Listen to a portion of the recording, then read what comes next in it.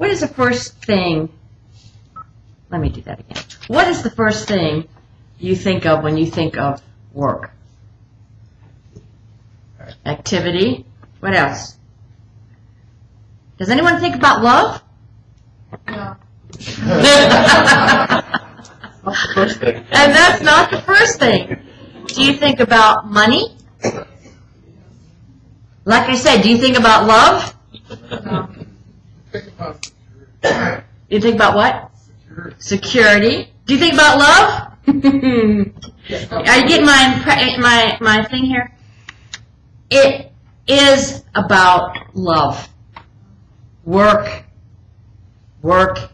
is love. Why is it? Because we are love. When we do our work and all we're thinking about is what we're going to get in return insofar as security or money or prestige, then we're not giving our soul to our work. And that makes it the difference between work and a job. If we're thinking about money and reward in material ways, it's a job. But those on the spiritual path know that we have work to do. And so whatever we do is sacred. Wherever we are is sacred space. And we know that it's not about money. It's about energy. And that energy is about love. That's why our forefathers made our money green. It's the color of the heart chakra. It's the color of the energy that comes from your hands when you give and receive. Going through life with open palms.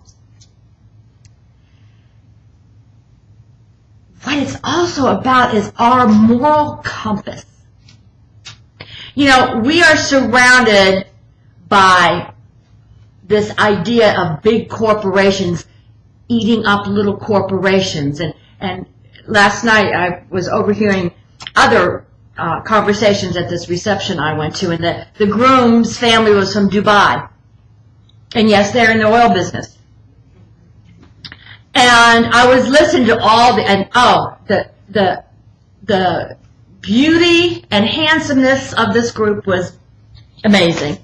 You could tell that they were, well educated. They had quite a bit of material assets.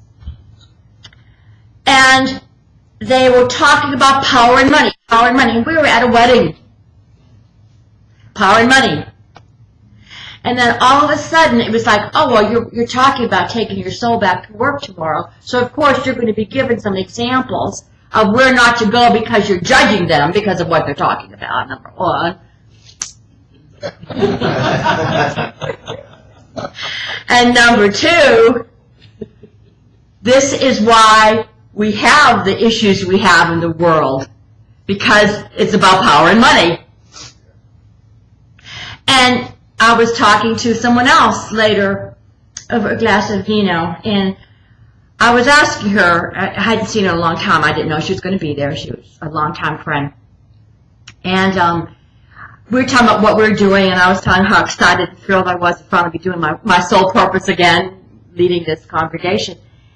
And we were talking about how she feels like she's not feeding her spirit with what she's doing. And I said, so why are you doing it?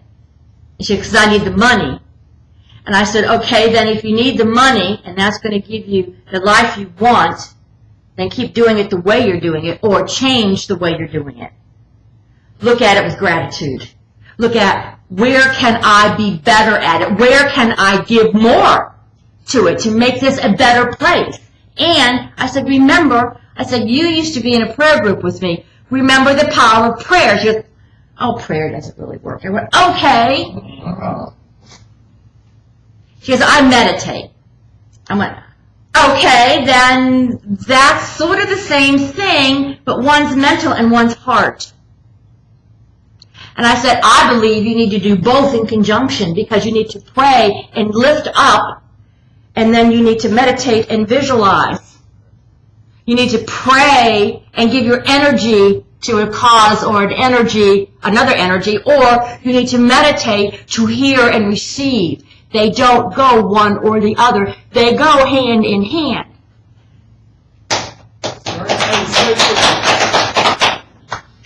Because I will tell you, I was that car a couple years ago. Oh, I don't pray, I just meditate.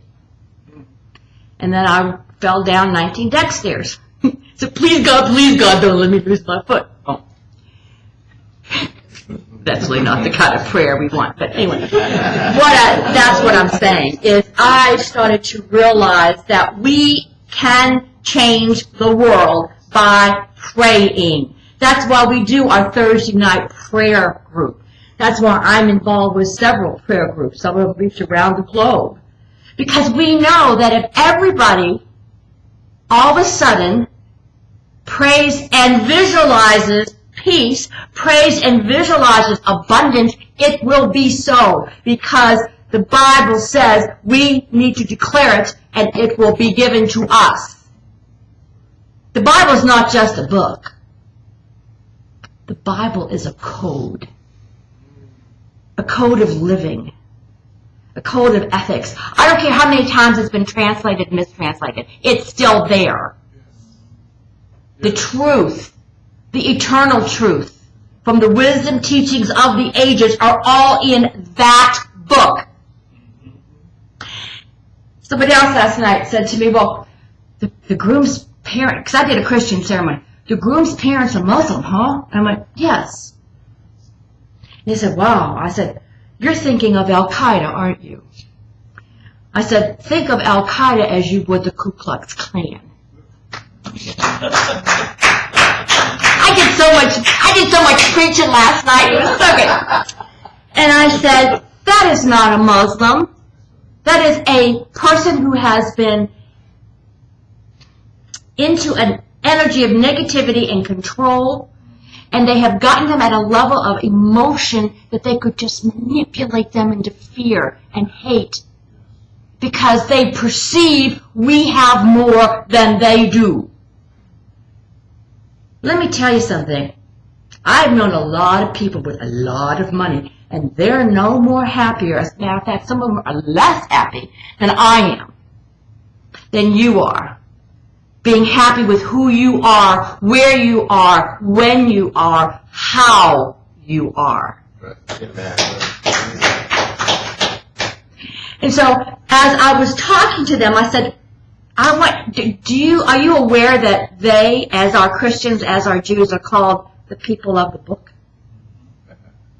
We all come from the same core book. We call it the Old Testament. The Jews call it the Torah. And the Muslims call it, because it was dictated differently, the Quran. But we all have the same root. We all have the same God. And they were like, oh, I didn't know that. And I went, come to church on Sunday, here's my code.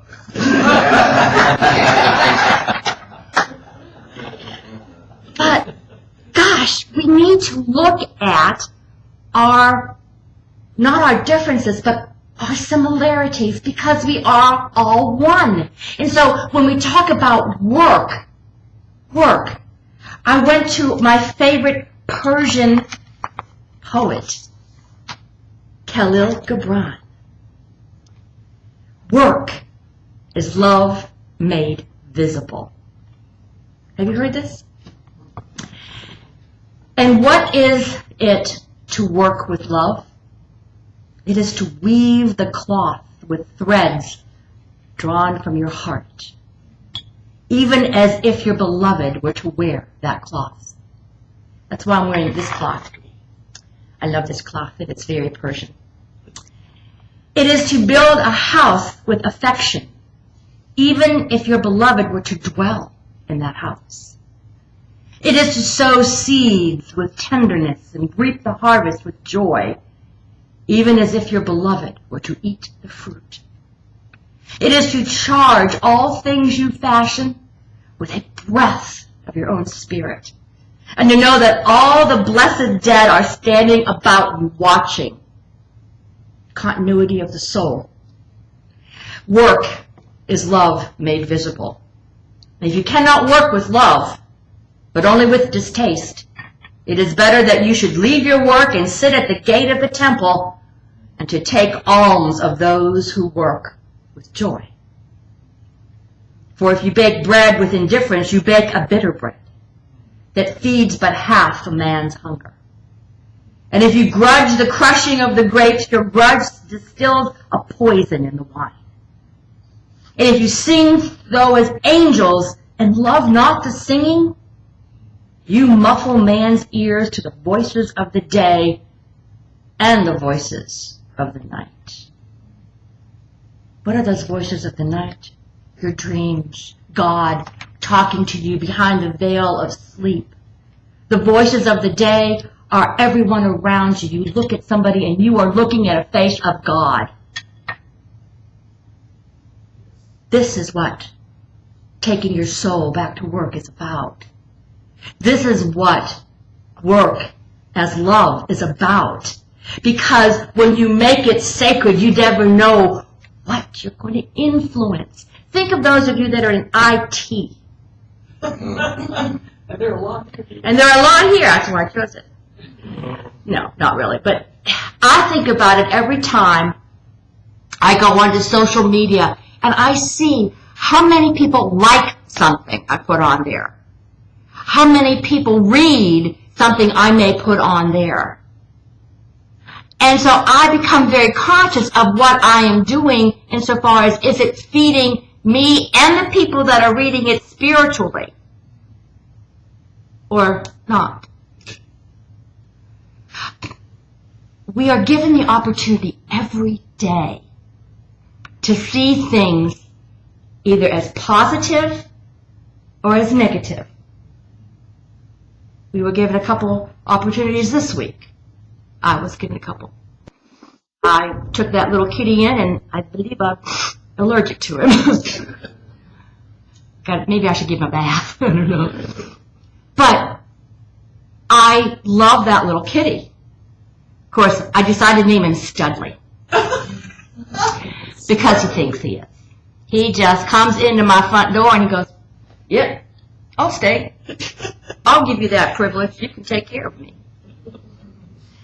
Now, my little kitty, Sweet Gabriel, he tries. He gets going on his back, and he looks at him, and then the guy doesn't do anything. You know what he did? He went up to Studley and goes, boom! He goes, "Look, I'm trying to be nice to you, okay?"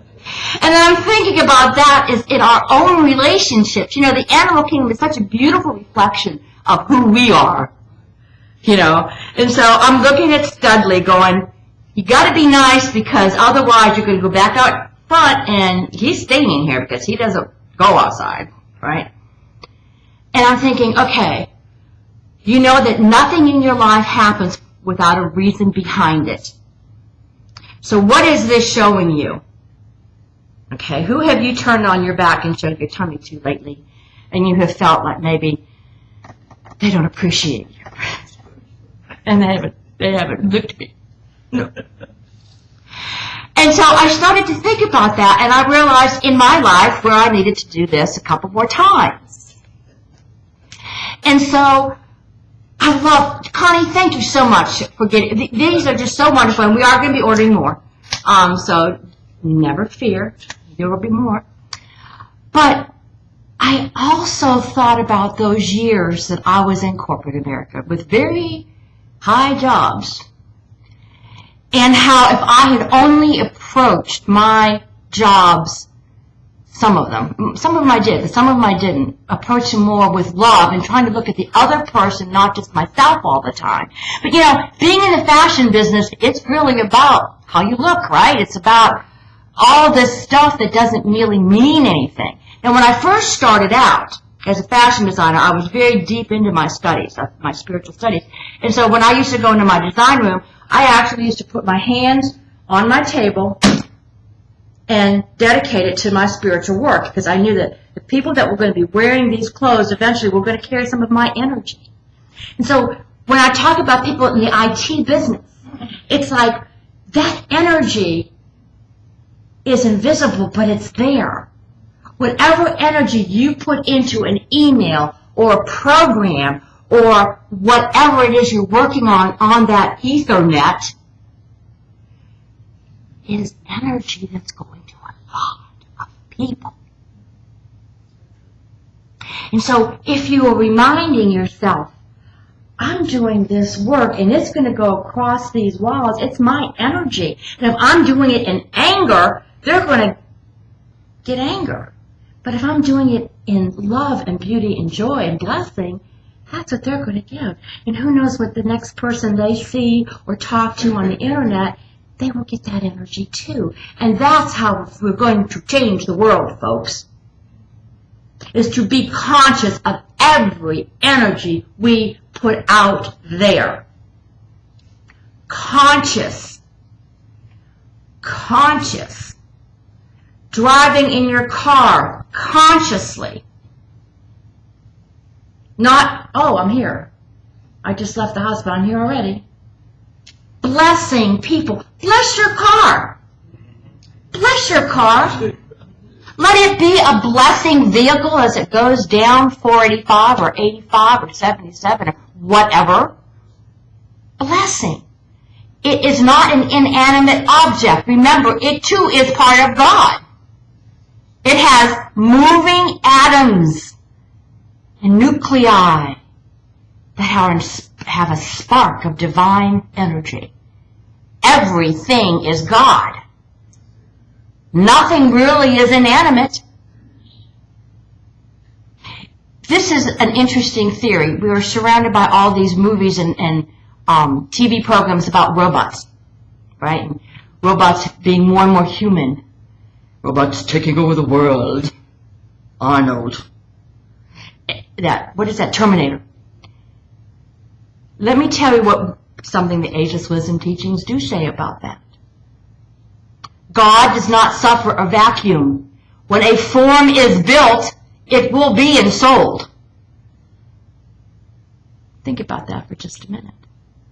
Look at your car a little bit differently. Look at your computer a little bit differently. Do you ever talk to your computer? Yeah.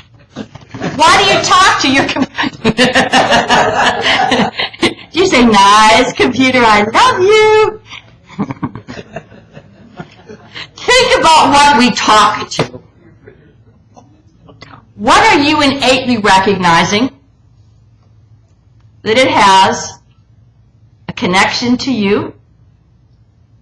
It is part of you. Therefore, it is part of God. And it has a consciousness at some level. We just may not be aware of that consciousness yet. And I think about that when I look at these animals that come to me. Like I think I said last weekend, is there a sign over my house that says old maid needs cats? I don't know. They keep showing up. But, again, the energy. I love animals and children. I was not blessed with children of my own, so I love other people's children. I also have cats. And I told my mother, hey, Mom, you gotta be happy with your grandkitties from me, because that's all you're getting. So we look at taking our soul to work. And sometimes, as Dwayne was saying, remembering our soul purpose. Not necessarily have to do that. We know we have one. So if we do everything we do with joy and grace and blessing, then it's our sole purpose, because that's what we're here to do. At the core of our being, our sole purpose is to love. Period. The other stuff is extraneous. What brings us money? What brings us this? What brings us all the material stuff? It will be given unto you, just as the birds in the sky are taken care of. As long as you don't block it by being negative. This is such a multi-dimensional little thing here. Yeah, I need to.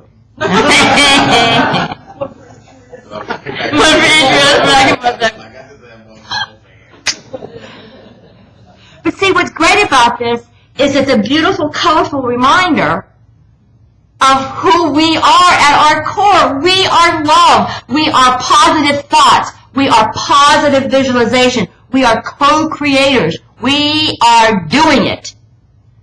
And each time you say to yourself, cancel, cancel, oh, I had another one, let me reframe it with positive. See, that's the next part of this little treasure here.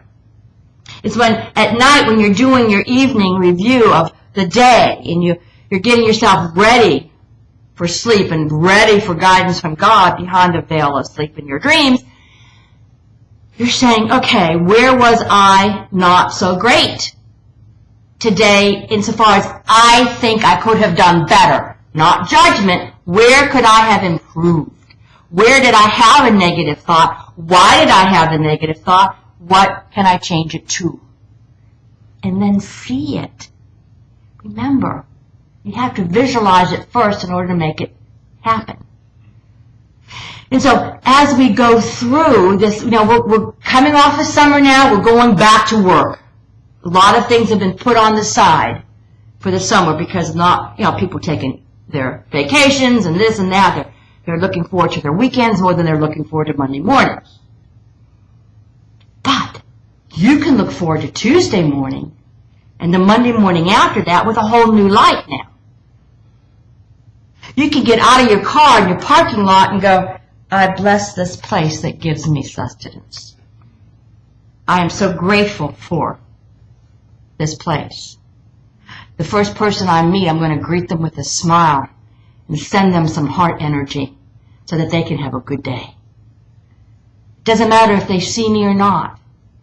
I'm going to send love. I'm going to give love. And then I'm going to allow myself to receive it in however it comes to me. Because the people around me are also my teachers. The people around me are also my disciples. You don't give and take without having a teacher and a student, a master and a disciple. We are all masters on some level. We just haven't allowed ourselves to be one yet because we make ourselves so small. We need to be big. We need to be expansive. And we need to allow ourselves to be great. It said that in the song. What did it say in the song? I'm a wonderful child. I'm a wonderful child of God. Wow. Wow. Wonderful. Full of wonder. Full of wonder. Looking out at the world in new eyes. I am wonderful. So one of the things we want to do when we take our soul back to work first is, what are our ethics? What do we believe? I've given you some food for thought here about what work can actually be. So why not write down your ethics? Where's your moral compass? Years ago, when I was a divisional merchandise manager for the evil empire, Bell, I used to be in my office by 6:30, 7 o'clock every morning because everybody was. We had to be. And I got a phone call from one of my vendors in California. And I had just developed a junior wear line called 24/7. Really glad that we were able to get that name. And we had our logo made and everything. We were getting ready for the launch. And I had some special T-shirts made from a vendor that I had known when I was at Kmart, the other evil empire. And so I got a phone call, and I picked up the phone and said, hey, you're up early. Oh, my God, you're in California. It must be 4 o'clock there. She goes, I got to talk to you. She says, I got some good news and I got some bad news. I said, well, give me the bad first. Well, your shipment of promo T-shirts that we were making on Honduras were hijacked at gunpoint on the way to the dock. The good news is we can recover them in California. We'll eat their extra cost, but they'll be a day or two late. And the first thing I thought was, anyone hurt? That's the first thing I thought. Is everyone okay? Yeah, the driver was shot, but only through his shoulder. He's okay. So I go to my boss when she finally gets in, and I tell her, and my staff is with me, and she lays into me. She said, you didn't penalize them? They're going to be 2 days late. I said, but they're still going to be here a week before the promotion. No, I didn't penalize them. This is a long-term vendor. This was not something they did wrong. I got a man was shot. 2 days later, I walked out of there with my box under my arm because I couldn't do it. I could not do it anymore. So on April 28th, 1998, I walked away from my 25-year career in the fashion business because all of a sudden my eyes were open. Because I didn't penalize somebody for being project. And so, but we look at this every day, don't we? And I will tell you that that was very scary. I had just bought a new house. The cats don't bring in much.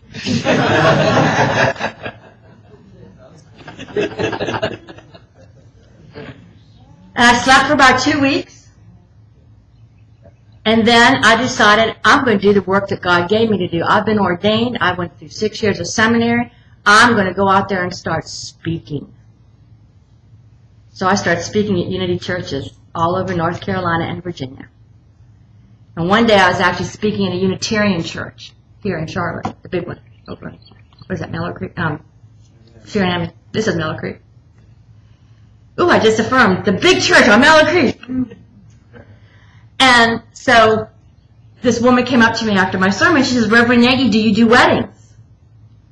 And I said, sure, yeah.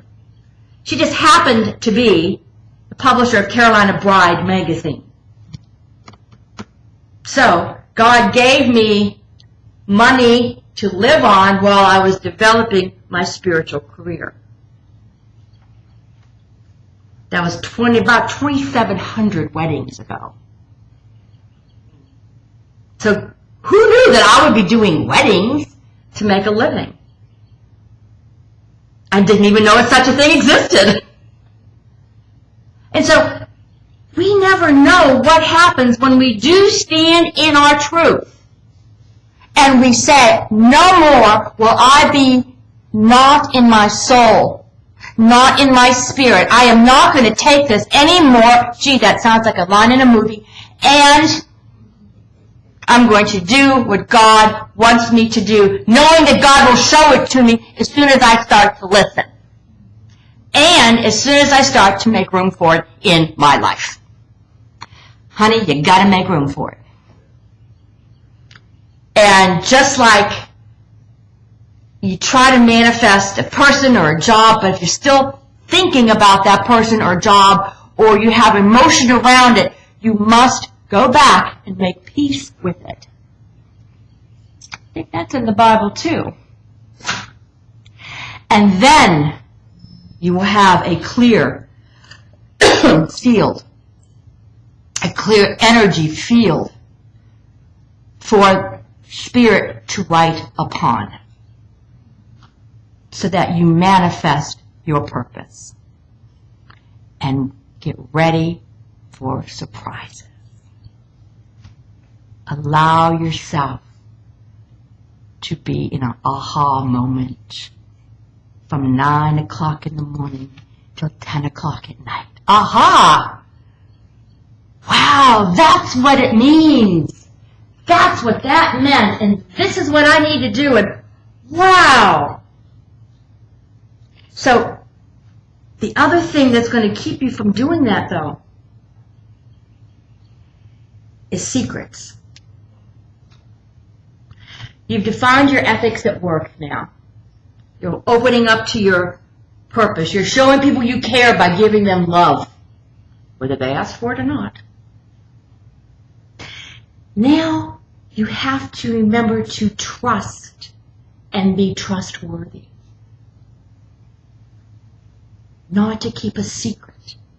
You know, the truth can always be told at a level of acceptance. It doesn't have to be told in anger. It doesn't have to be told as whiny. It can be told and still be in alignment with the power of love. constructive criticism. Okay? Let's not call it criticism. Constructive suggestions.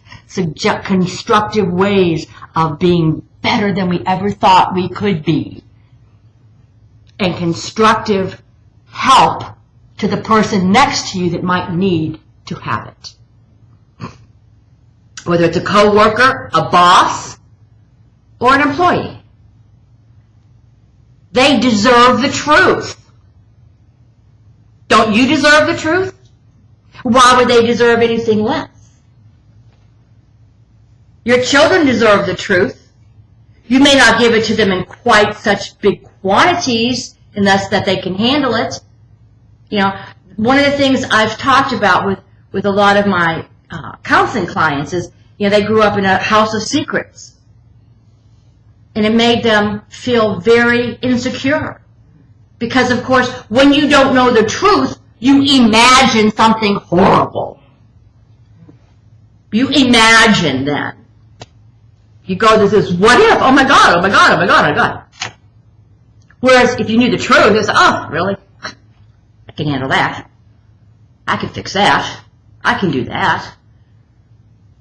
How many times has the truth been less scary than what you thought it was going to be? Like every time? I mean, think about that. And we have accidents. There are no accidents. It's only God operating behind the scenes. And it's our opportunity to be of service. Serving the one that had the accident or having the accident and being served. It's the same energy. When you are being served, you're allowing somebody else to do service. When you are serving, you're allowing somebody else to be served, but you are serving yourself too. So it's all about giving and receiving and giving. It's all about giving. And not knowing where the receiving is going to come from. You can give to somebody in one situation and something else will happen and they might not be related at all. But the energy is. It doesn't have to be the physical thing. You don't have to get 60 pounds of good for 60 pounds of good. Insofar as 60 pounds of $60 for $60, you're not going to get the equal. It's the energy that, you know what I'm saying, right? Fair exchange. There you go. Thank you. So, Albert Einstein. Some of you know this is my favorite saying. Albert Einstein said, "The problems that exist in the world today cannot be solved by the level of thinking that created them." Is this an observation? Prediction? No matter how you look at it, it's about transforming the energy right in front of you into a higher form than it is at present moment. And so it is.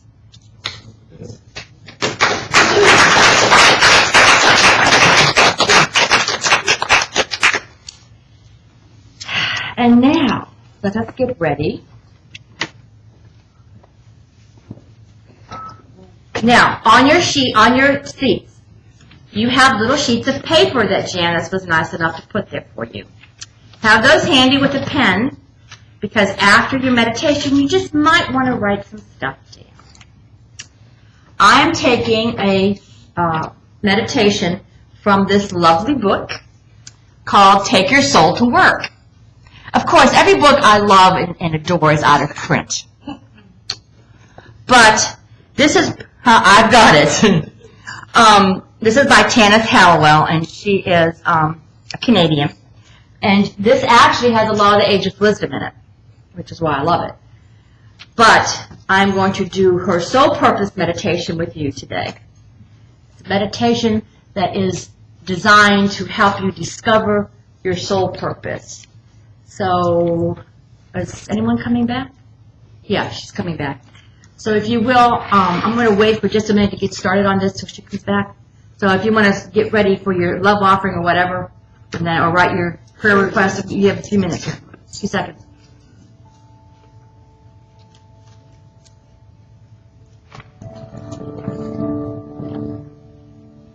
She thought she was coming back.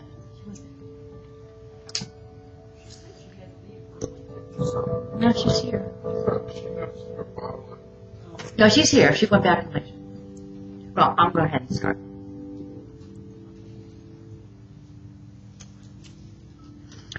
Okay, so if you will, allow yourself to take a deep, deep breath.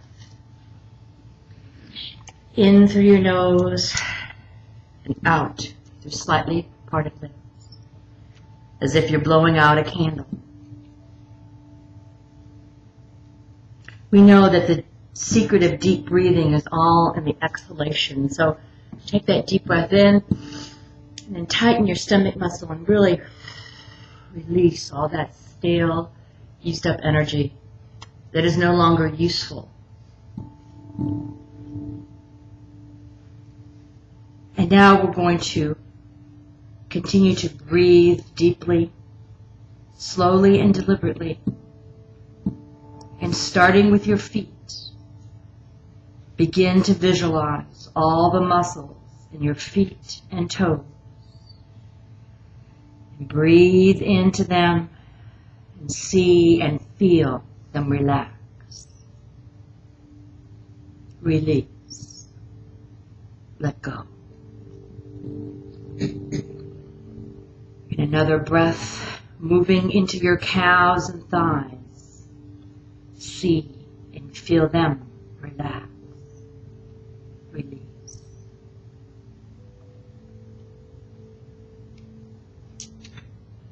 And now moving into your stomach and buttocks.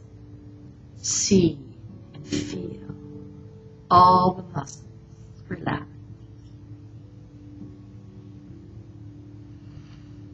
Breathing deeply, the relaxation travels up to your chest. And as you take another deep breath and exhale, you see and feel all the muscles in your chest relax. And now visualize a pair of soothing hands massaging the muscles in your neck, shoulders, and back, until all these muscles relax. Relaxation now drains into your upper arm and lower arms and hands.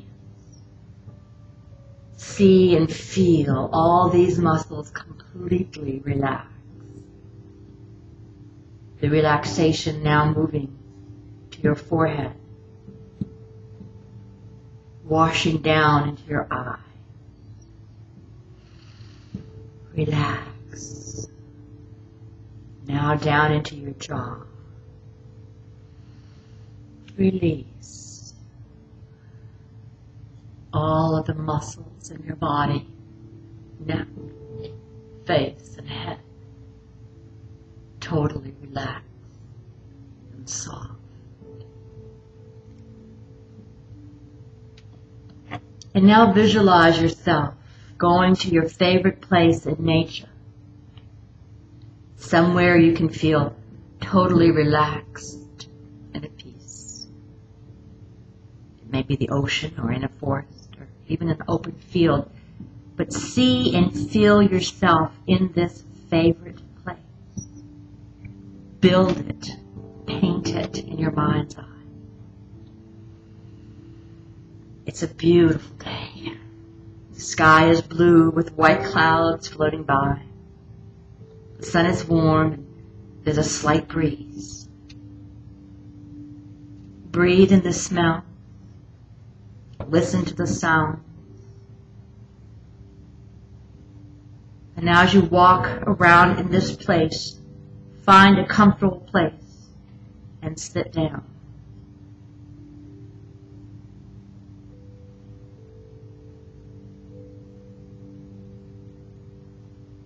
And now visualize above your head your soul star. And affirm, I am the soul.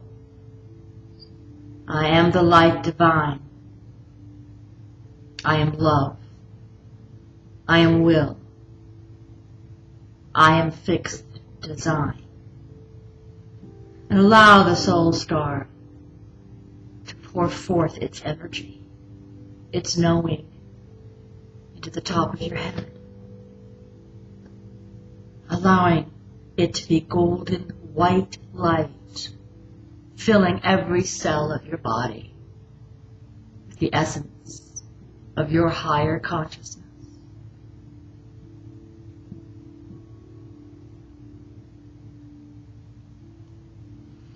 And now we go into the silence, asking your soul to explain, reveal, show you your purpose at this moment in your life. Don't censor or judge anything that you receive. Just allow any images or feelings or thoughts to come to mind. Notice where you are and what you're doing. All the detail you can see and feel for the next few moments.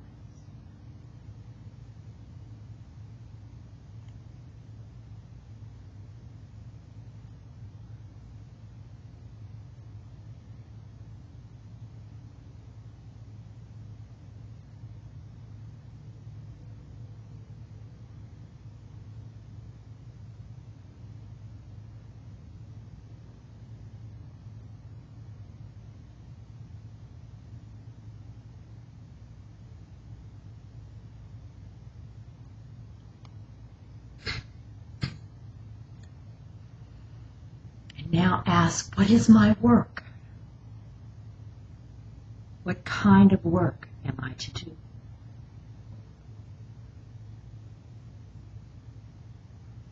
What words come to mind when you think of your work?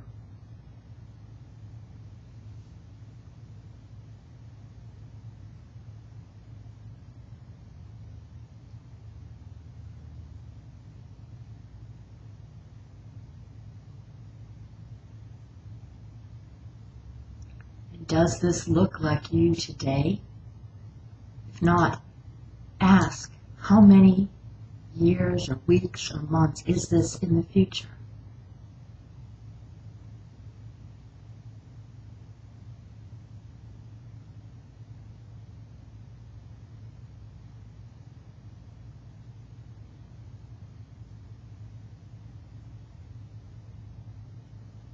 Now think of your personal life. What are you doing and who are you with?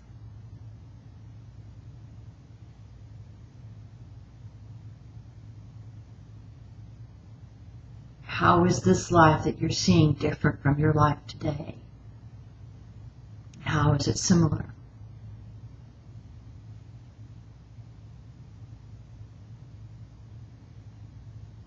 Now build this future life, this work, your personal life, this future you. See it in as much detail as you can. And imagine that you can step into this life that you are visualizing right now by seeing a beam of light completely surround you, letting it extend out and encompass the future you. And feel your present day atoms, all of the cells in your body joining with the future you until you become one. Allowing the energy from your future vision to completely fill you until you are that person having that life.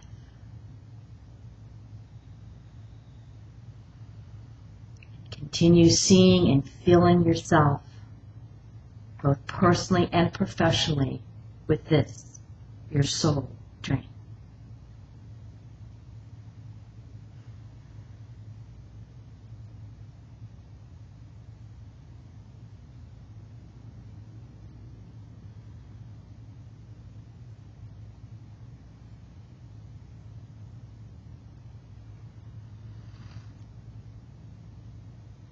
And when you have felt that you're completely that person,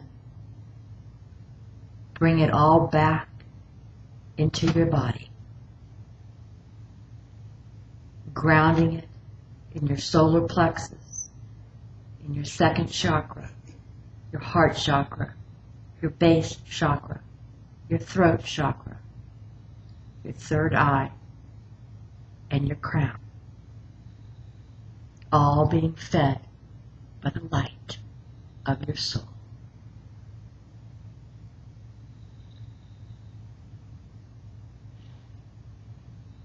Now take a breath, feeling your body within its space, keeping the images, the thoughts, slowly and gently pick up your pen, your paper, and recall what you have been given.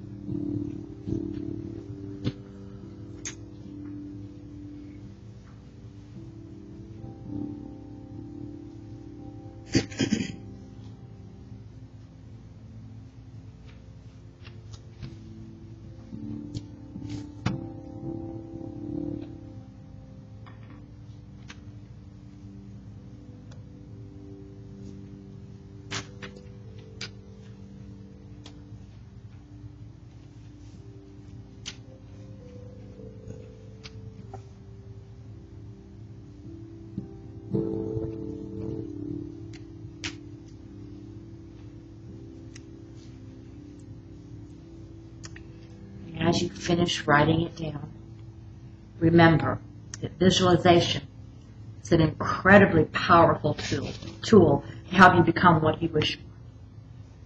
So I encourage you each day to visualize what you have just done, what you've just seen, continue to build on it, and know that as you continue to hold it in your mind, it is even now yours.